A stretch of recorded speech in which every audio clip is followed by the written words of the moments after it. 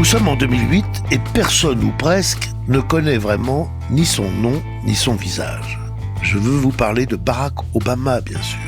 Alors évidemment, c'est une histoire que vous connaissez un peu plus, donc vous allez découvrir pourtant de nombreux aspects assez passionnants. Je suis Olivier Duhamel, bienvenue dans l'épisode 11 de Mr. President, le nouveau podcast d'Europe 1 Studio sur l'extraordinaire histoire des élections présidentielles américaines. Dès le milieu du second mandat de Bush, les démocrates se refont une santé en reconquérant la majorité, tant dans la Chambre des représentants qu'au Sénat. Vous savez qu'aux États-Unis, le président est élu tous les 4 ans, mais au milieu de son mandat, il y a ce qu'on appelle les midterm elections, qui renouvellent la totalité de la Chambre des représentants et le tiers du Sénat. Et bien voilà, les démocrates gagnent dans les deux cas. La Maison-Blanche semble donc à portée. Et du coup, les pré-candidatures se bousculent. Les sondages se multiplient, 2 favoris émergent avant même les premiers caucus, les premières primaires. La sénatrice de New York, Hillary Clinton, dont tout le monde sait de longue date qu'elle est la femme de Bill, et le sénateur de l'Illinois, Barack Obama, dont tout le monde apprendra plus tard qu'il est le mari de Michelle. Barack Obama, né le 4 mai 1961 à Honolulu, Hawaï, n'en déplaise aux fake news répandues par Trump et compagnie, né d'une mère américaine et blanche d'origine anglaise et d'un père africain. Il a fait ses études supérieures en sciences politiques, relations internationales et littérature anglaise à la prestigieuse Columbia University de New York. En 1989, il rencontre Michelle Robinson.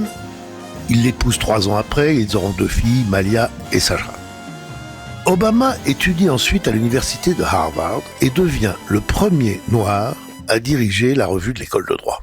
Après quoi, le voici professeur de droit constitutionnel à l'université de Chicago et membre d'un cabinet d'avocats spécialisé dans les droits civiques.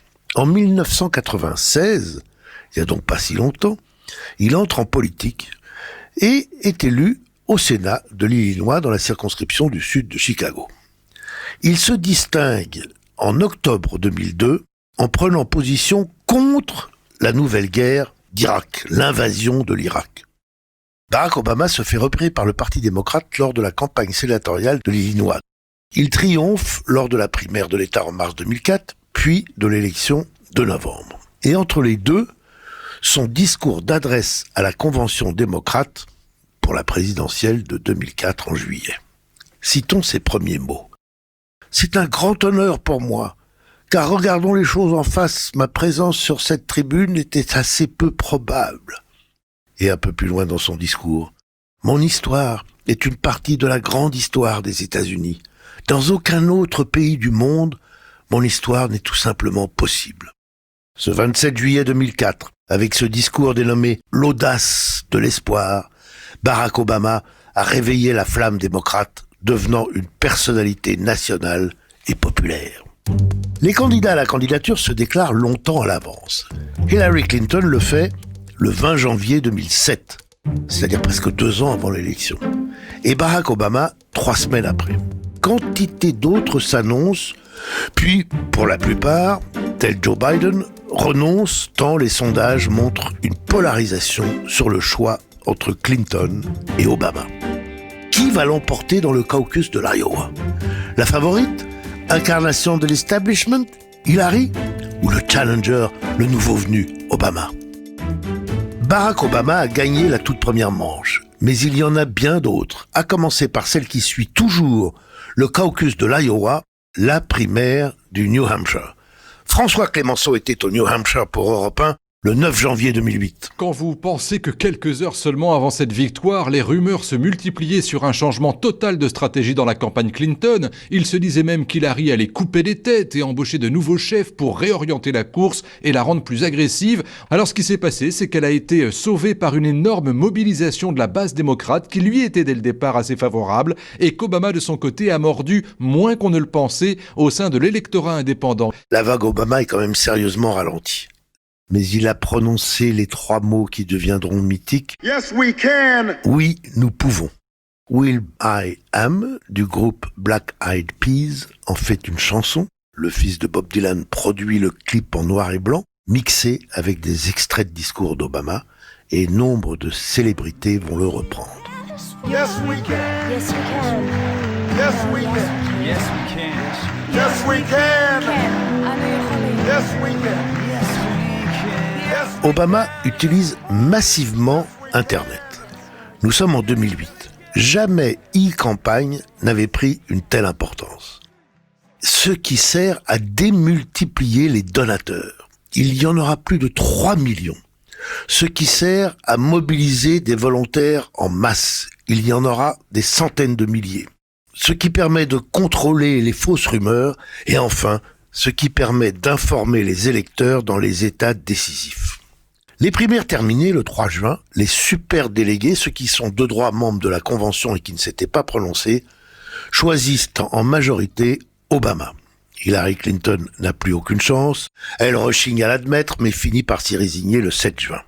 La Convention se déroule donc bien et Obama choisit Joe Biden, vieux de la vieille des politiciens démocrates, comme candidat à la vice-présidence à ses côtés. Le 22 août, il envoie près de 3 millions de SMS pour annoncer le nom de son colistier. Il est arrivé sur scène en trottinant, histoire de ne pas passer pour un vieillard avec ses 20 ans de plus que Barack Obama. Cravate bleu turquoise, la couleur de la campagne Obama, manche de chemise retroussée, il a accepté tous les compliments de son patron. Sur son courage, lui qui a élevé seul ses enfants après un accident de voiture au cours duquel sa femme et sa fille sont mortes. Sur son talent de diplomate, lui qui a parlé droit dans les yeux à Milosevic ou Musharraf. Biden a été choisi pour rassurer, pour convaincre aussi les partisans d'Hillary Clinton de se rallier. La moitié d'entre eux sont encore tiraillés.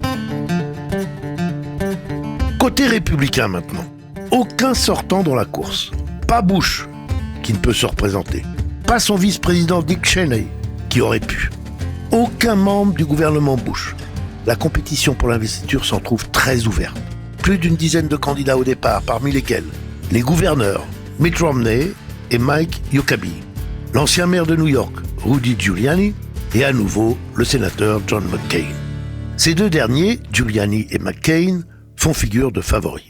Mais, surprise, c'est Huckabee, gouverneur de l'Arkansas, qui gagne le caucus de l'Iowa. L'acteur Arnold Schwarzenegger, gouverneur de Californie, se prononce pour McCain, ce qui lui assurera la victoire dans cet État, la Californie, qui rapporte un très grand nombre de délégués. Giuliani renonce et décide de soutenir McCain. McCain gagne la plupart des primaires qui suivent, Huckabee en prend acte et se retire. La voie est désormais libre pour John McCain. Nous ne nous cachons pas dans l'histoire, nous faisons l'histoire. Et ce combat commence ce soir.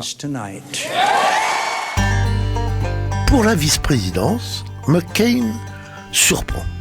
Il choisit Sarah Palin, élue 2 ans plus tôt gouverneur de l'Alaska, afin de rassurer tant l'aile droite du Parti républicain que ceux qu'inquiètent ses 72 ans et sa santé fragile. La campagne proprement dite, la General Campaign, commence en août 2008.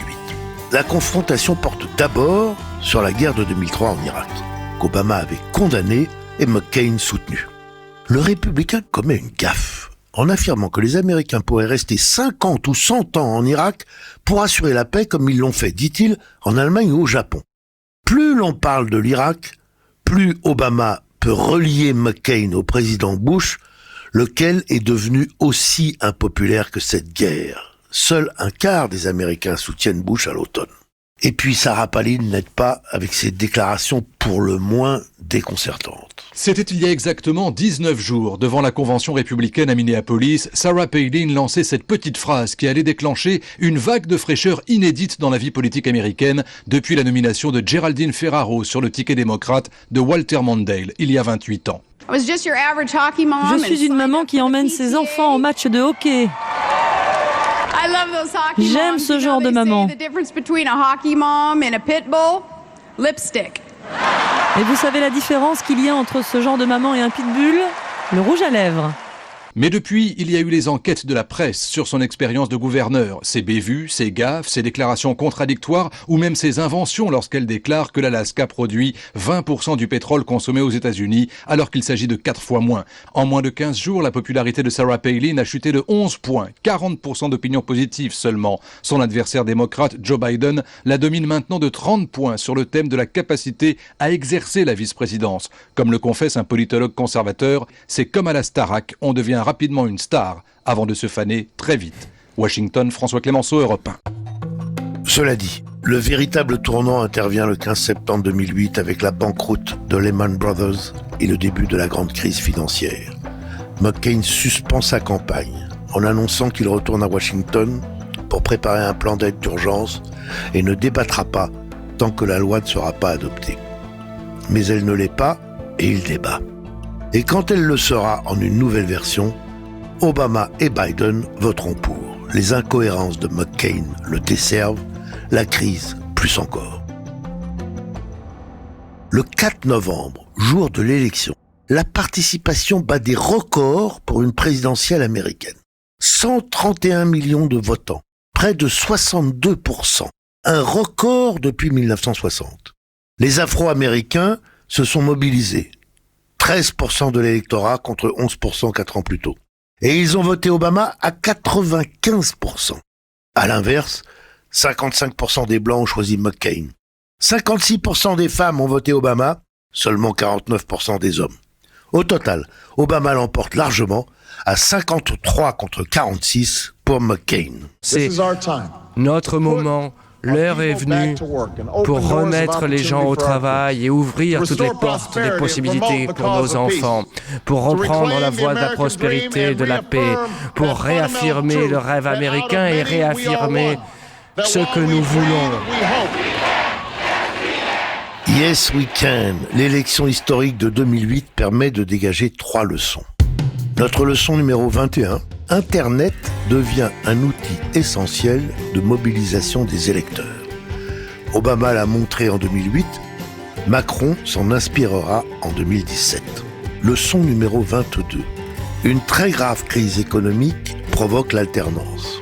La crise de 2008 a ôté toute chance à McCain. Cette même crise économique ne fut pas pour rien dans la défaite de Nicolas Sarkozy en 2012. Et enfin, leçon numéro 23, un métis, plus noir que blanc, peut devenir président des États-Unis. À quand l'élection d'un noir ou d'un beurre, ou d'une noire ou d'une beurrette à l'Élysée? La présidentielle de 2012 est nettement moins passionnante. Les démocrates ont certes perdu la majorité à la Chambre des représentants lors des midterm elections de 2010, mais ils l'ont conservée au Sénat. Obama ne souffre aucune contestation lors des primaires et caucus démocrates, tenus pour la forme, et il reprend son vice-président Joe Biden sur le ticket. Chez les républicains, la compétition s'ouvre un temps. Mitt Romney, gouverneur du Massachusetts, mormon multimillionnaire, fait cependant figure de favori dès le début. Obama reste longtemps favori, rate le premier débat, ce qui permet à Romney de remonter, reprend ensuite l'avantage. La campagne est marquée par une explosion des dépenses depuis que la Cour suprême a changé les règles. Par un arrêt Citizens United vs Federal Election Commission du 21 janvier 2010, la Cour suprême a annulé la loi qui interdisait qu'une entreprise puisse financer une publicité télévisée dans les 2 mois précédant la présidentielle ou le mois précédant une primaire. Désormais, les entreprises peuvent financer comme elles veulent. Au total, 2 milliards de dollars sont dépensés par les 2 candidats. Plus de 80% en publicité négative, c'est-à-dire centrée contre le candidat adverse. Obama recueille moins de voix qu'en 2008. Il l'emporte néanmoins facilement avec 51% des suffrages contre 47% pour Romney et plus de 100 grands électeurs d'avance. Obama est à nouveau plébiscité par les minorités, 71% des votants hispaniques, 73% des asiatiques, 93% des noirs et seulement 30% des blancs. Et une fois encore, 55% des femmes, seulement 45% des hommes. Leçon numéro 24 de cette élection, l'argent et la publicité jouent un rôle croissant. 2 milliards de dépenses, plus de 80% de publicité négative en 2012. En France, les dépenses de campagne sont très réglementées, plafonnées et la publicité politique à l'audiovisuel interdite. La Constitution ne permet pas à Obama de chercher un 3e mandat en 2016. La présidentielle de 2016 sera alors l'une des plus imprévues, des plus surprenantes, des plus clivantes de l'histoire des États-Unis. C'est notre prochain épisode.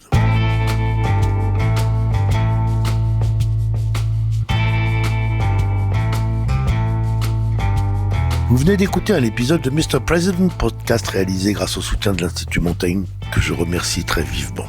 Merci aussi à ceux qui ont travaillé à mes côtés sur ce projet, Capucine Patouillet pour la préparation, Mathieu Blaise et Christophe Davio à la réalisation, Fanny Rascle à la production, et merci à toute l'équipe d'Europe 1 Studio, et puis à Sylvain Denis et à son service de documentation d'Europe 1 grâce à ses précieuses archives. Vous attendez la suite ? Vous la connaissez, mais vous ne savez pas tout. N'hésitez pas à vous abonner à notre série si ce n'est déjà fait. Parlez-en autour de vous, faites-la découvrir à d'autres. See you soon.